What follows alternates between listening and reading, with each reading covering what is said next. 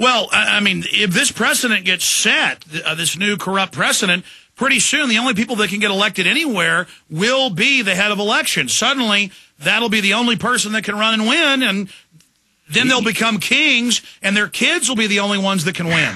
Sort of like Alexander Hamilton when he wanted George Washington to be a king. You know what I think will happen? Rand Paul wins by such a large number that all of their sneaking and trickery will not be enough to affect the outcome. And this collector of ballots who also wants to be on the Senate will be relegated to the dustbin of history where he belongs. Well, we're already running out of time. It's always amazing having him. We got 15 minutes left here. I want to get into the book, Lies the Government Told You. But first, specifically, the Democrats and Lindsey Graham, the Republicans, they all know that carbon dioxide isn't bad. They all know that China isn't going to make the cuts. They all know that this will be industrial suicide. And we have all these big environmentalists saying they want to destroy our economy. Why does government want to destroy the economy?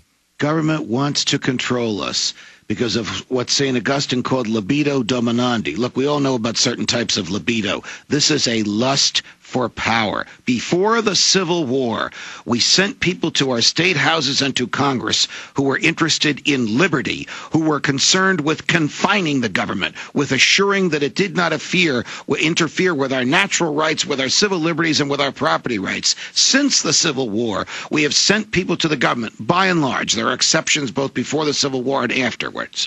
But by and large, people who are not interested in liberty, but people who are interested in power, power for its own sake, power in and of itself, power to control other people.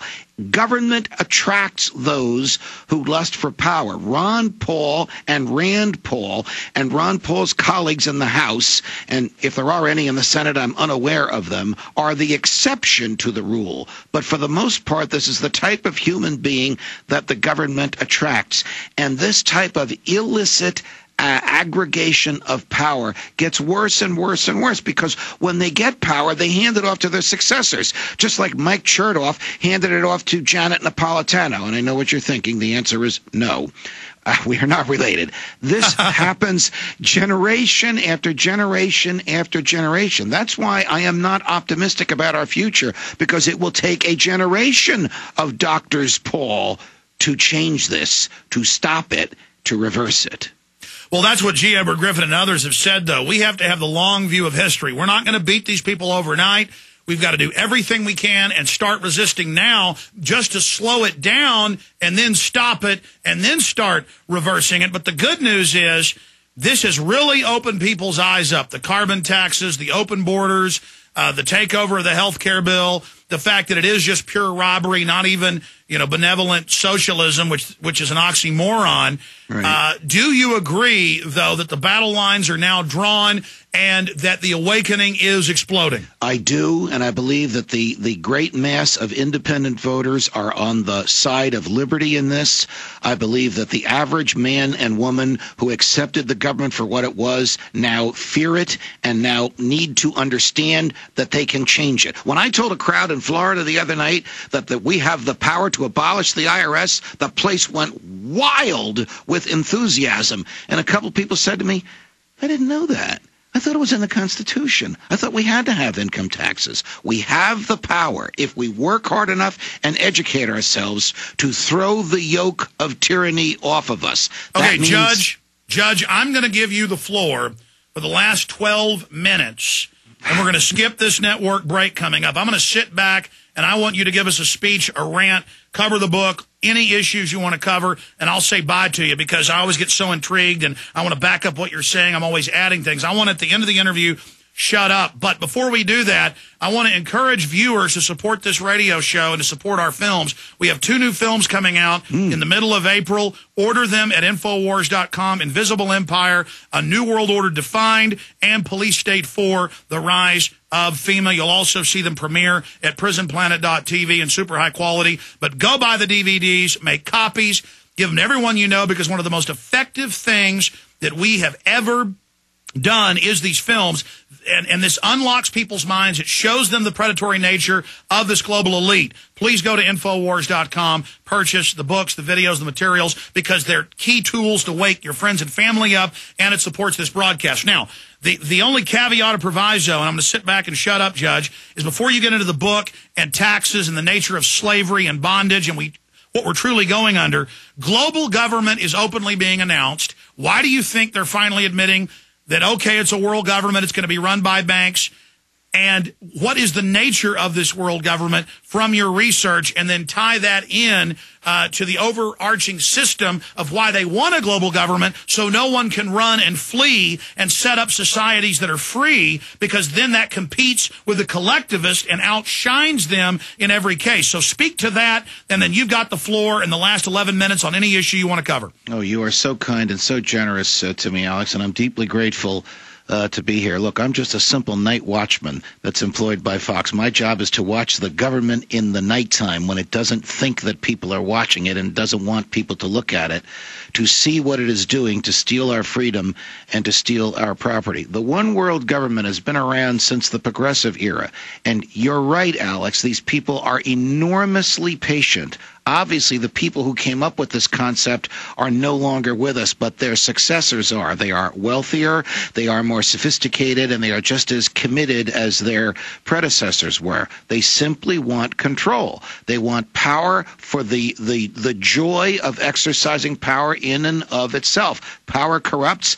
Absolute power corrupts absolutely. They don't want to have to answer to voters. They don't want to have to answer to a constitution that limits their behavior. They want to be able to take whatever property they can, whether they call it eminent domain or whatever they want to call the process by which they take it. They want to protect us cradle to grave so that we are totally dependent upon them for everything, so they can decide who will be in their group and who won't. If you read George Orwell's 1984, he was just off by a couple of years, but almost everything that was in there was predicted, and we see it now. The use of law to assault liberty and to steal property. Do you remember, Alex, studying basic American history? The King of England had ingenious ways to tax us. The last straw was the Stamp Act. It required that every colonist have on every piece of paper in his or her home a stamp. Every book, every bank draft, every mortgage, every lease, every deed, every pamphlet, even a poster that was going to be nailed to a tree had to have the king's stamp on it.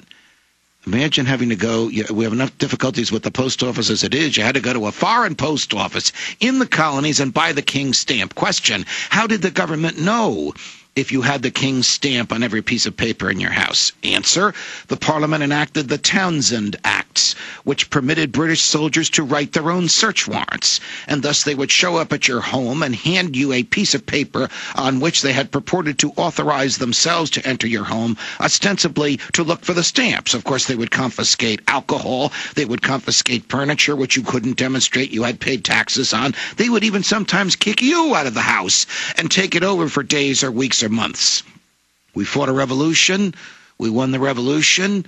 We wrote a constitution. We added the Fourth Amendment to that constitution, which next to the right to life is the greatest right there is, the right to be left alone. And it says the government can't come onto your property and can't seize what you have and can't intrude into your privacy unless it goes to a judge and demonstrates to a neutral judge that it is more likely than not that you are committing crime. Fast forward 200 years to the Patriot Act. What does the Patriot Act do? It allows federal agents to write their own search warrants. We have elected a government that has done the very same thing to us, which was the last straw when we broke away from an island 3,000 miles away that was regulating us as if we were chattel and as if we were slaves to them. When Jefferson wrote in the Declaration of Independence the words that every school child knows, Alex, by heart, all men are created equal and endowed by their Creator with certain inalienable rights, and that among these is life, liberty, and the pursuit of happiness, he wedded the American soul to the idea of the natural law, that our rights come from nature, from our humanity, that we are created in the image and likeness of God, and as he is perfectly free, he has given us the gift of perfect freedom. In Philadelphia in 1787, when they argued all summer about how the government should look and what the Constitution should be, they began with an argument about what is the source of our rights. And Alexander Hamilton, the big government guy of the day, the guy who said debt was good, even in 1787, argued that without the government there can be no rights, and the same government that gives rights can take them away. Madison refuted him toe-to-toe, point-to-point, and said our rights come from our humanity. Madison won.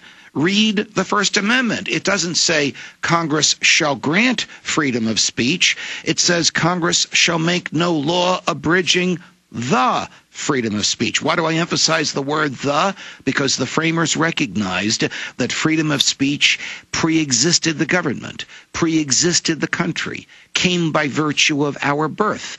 And the purpose of the First Amendment was to assure that Congress, and ultimately the president, and eventually the courts, and one day the states, could not interfere with the basic freedoms.